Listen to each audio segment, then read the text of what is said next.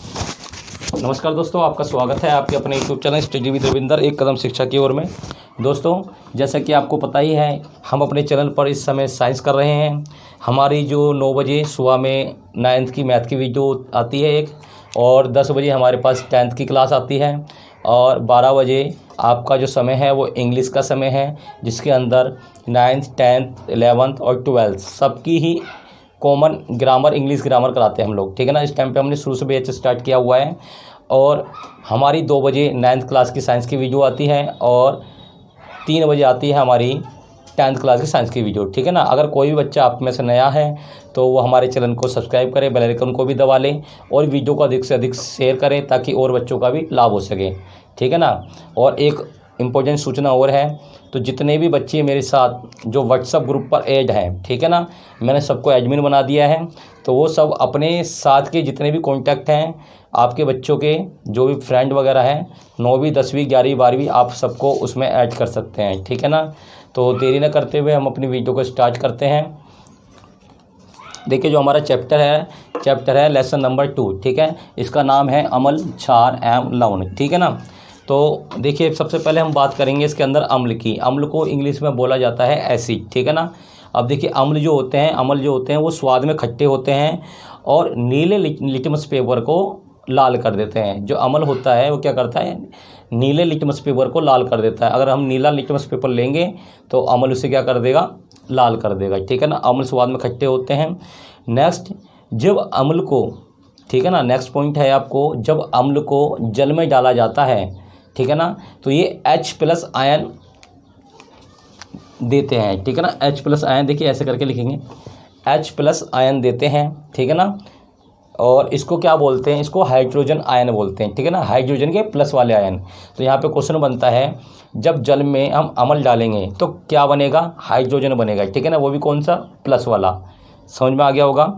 Next आगे देखते हैं। देखिए, कुछ उदाहरण हैं, मैं आपको बता देता हूँ कौन कौन से अम्ल होते हैं। देखिए, एक हाइड्रोक्लोरिक अम्ल होता है, ठीक है, एक सल्फ्यूरिक अम्ल होता है। हाइड्रोक्लोरिक अम्ल को HC, ठीक है ना, L कहते हैं, HCl कहते हैं, हाइड्रोक्लोरिक अम्ल, और H2SO4, ठीक है ना, H2SO4 इस तरीके से लिखेंगे, H2SO4। ठीक है। इसको कहते हैं सल्फ्लोरिक अम्ल बोलते हैं। ठीक है ना। इसके साथ एसिटिक अम्ल भी होता है और सिट्रिक अम्ल भी होता है। ठीक है ना। तो ये कुछ अम्ल होते हैं जिनके बारे में मैंने आपको नाम बताए हैं। नेक्स्ट देखिए, नींबू में सिट्रिक अम्ल पाया जाता है। ये क्वेश्चन बहुत इंपॉर्टेंट है, बहुत ज़्यादा परीक्षाओं में पूछा जाता है। नींबू में कौन सा अम्ल पाया जाता है, सिट्रिक अम्ल पाया जाता है नींबू के अंदर। ठीक है ना। अब हम आते हैं आपके अम्ल देखिए 2 प्रकार के होते हैं, एक सांद्र अम्ल होता है, एक तनु अम्ल होता है। अब सांद्र अम्ल क्या होता है, देखिए, जिसमें अम्ल अधिक मात्रा में और जल अल्प मात्रा में होता है। मतलब कि हमने एक विलयन बनाया, ठीक है ना, और उसमें क्या करा, हमने अम्ल ज़्यादा डाल दिया और पानी है कम। ठीक है ना। तो ऐसे विलयन को सांद्र अम्ल कहा जाता है। ठीक है। अब देखिए, तनु अम्ल, जिसमें अम्ल अल्प मात्रा में होता है और जल अधिक होता है। मतलब कि अम्ल है थोड़ा सा और जल है ज़्यादा, जैसे कि नींबू पानी। ठीक है ना। तो इसे तनु अम्ल बोला जाएगा। तो समझ में आ गया, सांद्र अम्ल और तनु अम्ल। अब हम चर्चा करेंगे क्षारक के बारे में। देखिए, क्षारक को इंग्लिश में बोला जाता है बेस। ठीक है ना। तो देखिए, क्षारक स्वाद में कड़वे होते हैं और लाल लिटमस को नीला कर देते हैं। ठीक है ना। बहुत इंपॉर्टेंट क्वेश्चन है। क्षारक क्या करता है, लाल को नीला, क्षारक लाल को नीला, ऐसे याद कर लीजिए भाई। क्षारक है, ठीक है ना, क्षारक लाल को नीला, ठीक है ना, और अम्ल नीले को लाल। ठीक है ना। ऐसे करके कर लेंगे। और आगे देखिए, जब इन्हें जल में मिलाया जाता है तो ये OH- आयन बनाते हैं, OH- के आयन बनाते हैं। ठीक है ना। इनको क्या बोला जाता है, इनको बोला जाता है हाइड्रोक्साइड ऋण आयन। तो ये हो गया हाइड्रोक्साइड, ये हो गया हाइड्रोजन। जब अम्ल को जल में मिलाएंगे तो हाइड्रोजन बनेगा, और जब क्षारक को जल में मिलाएंगे तो हमारा बनेगा हाइड्रो ऑक्साइड। ठीक है। ये हमारा हो गया। कुछ क्षारक मैं आपको बता देता हूँ, NaOH, ठीक है ना, NaOH। तो ये आपका होता है एक क्षारक है जिसको कहा जाता है सोडियम हाइड्रो ऑक्साइड। ठीक है ना। तो इसको वैसे शुद्ध भाषा में आप साबुन भी कह सकते हैं। ठीक है ना, NaOH। सोडियम हाइड्रोक्साइड, ठीक है ना। जो सोडियम हाइड्रोक्साइड है वो साबुन हो गया, ठीक है। नेक्स्ट KOH को पोटेशियम हाइड्रो ऑक्साइड, ठीक है ना, पोटेशियम हाइड्रो ऑक्साइड। NH4O3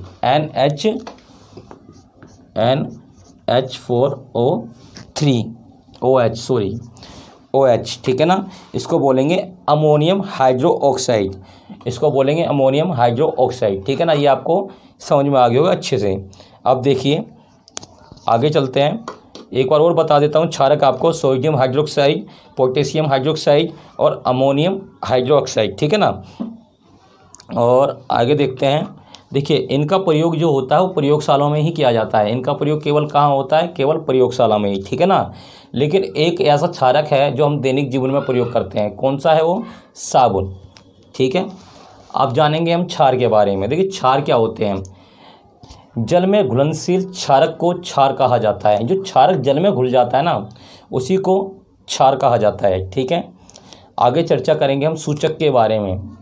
सूचक किसी दिए गए विलयन में अम्ल या क्षारक की परिस्थिति दर्शाते हैं। जो सूचक होता है वो क्या करता है, किसी भी विलयन की परिस्थिति दर्शाता है कि वह अम्ल है विलयन या वह विलयन क्षारक है। इनका रंग या गंध अम्लीय व क्षारक माध्यम में बदल जाता है। तो या तो इनका रंग या फिर इनकी गंध जो होती है वो अम्ल और क्षारक में बदल जाती है। इस प्रकार से हमें क्षारक के बारे में पता चलता है, सूचक के बारे जो सूचक का काम क्या होता है, किसी भी विलयन के अम्ल और क्षारक के बारे में बताता है। ये सूचक क्या होता है, या तो ये अपना रंग बदल देता है या अपनी गंध बदल देता है, ठीक है। तो ये होता है। अब देखिए सूचक 3 प्रकार के होते हैं, ठीक है ना।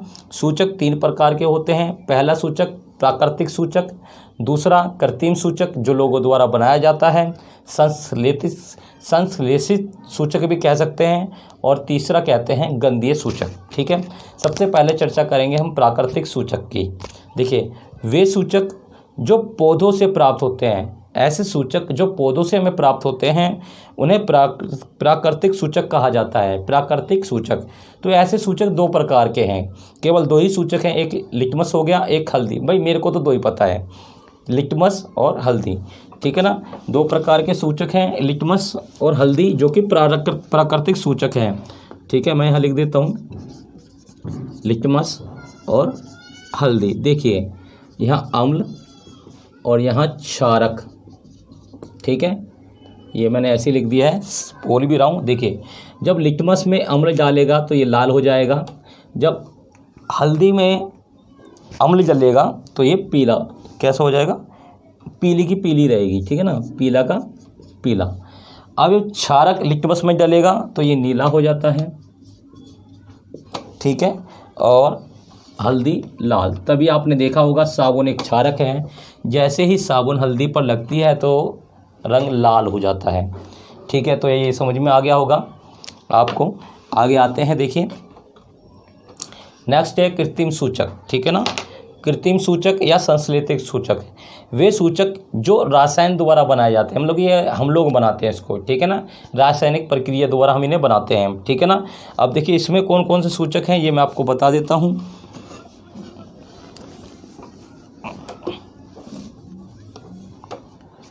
देखिए कृत्रिम सूचक है हमारा नंबर 1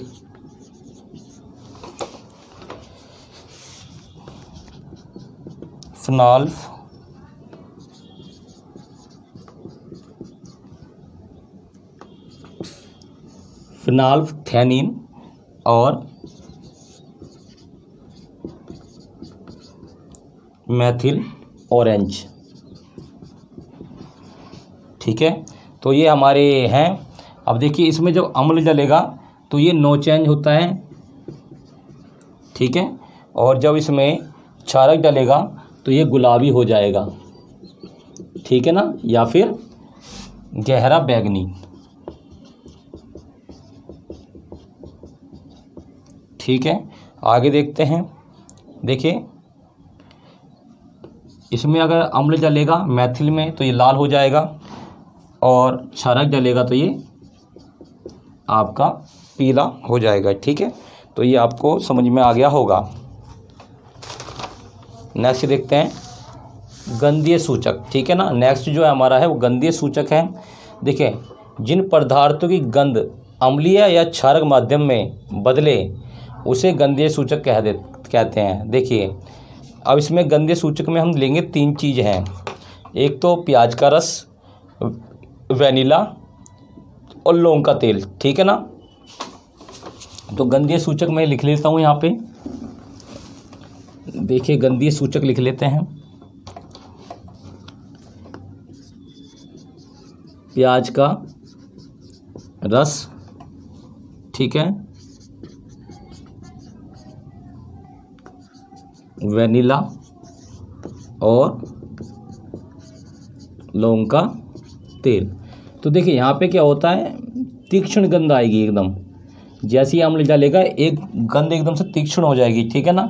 वेनिला में ये समान ही रहेगा और ये भी समान ही रहेगा और क्षारक में कुछ भी नहीं होता है, ठीक है ना। क्षारक में कुछ भी नहीं होगा, ठीक है। अब देखिए, ये हमने आज का इतना पढ़ लिया, ठीक है ना। आगे हम पढ़ेंगे कल की वीडियो में अम्ल व क्षारक के रासायनिक गुण, ठीक है ना। आज के लिए बस इतना ही। आपको वीडियो अच्छा लगा हो तो लाइक कीजिए, सब्सक्राइब कीजिए और शेयर कीजिए, ठीक है ना। धन्यवाद।